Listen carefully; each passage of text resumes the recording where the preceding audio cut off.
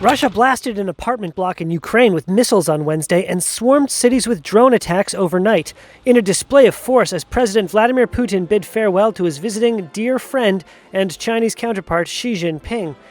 Security camera footage captured the moment a Russian missile slammed into the side of an apartment building in the Ukrainian city of Zaporizhia.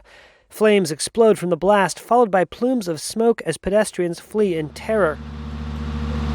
Reuters journalists filmed the aftermath of the shattered building. Resident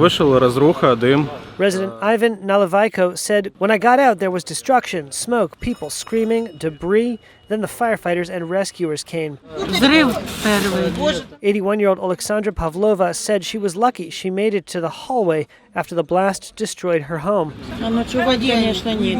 Sitting in an ambulance, she said, "I have nowhere to sleep."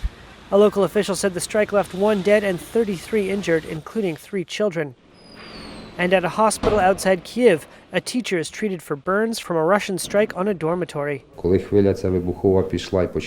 the blast wave hit and the ceiling started to crumble, we were all together at that moment. There was a lot of smoke and our clothes caught fire.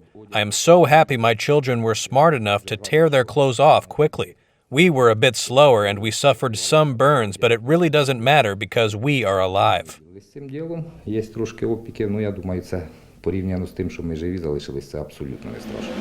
bombardment came as Xi wrapped up his visit to Moscow. Hosting Xi this week was Putin's grandest diplomatic gesture since he launched the war a year ago and became a pariah in the West.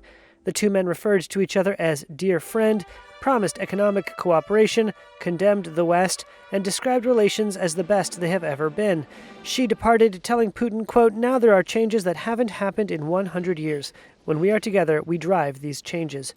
Washington criticized the timing of the trip just days after the International Criminal Court issued an arrest warrant for Putin on war crimes charges.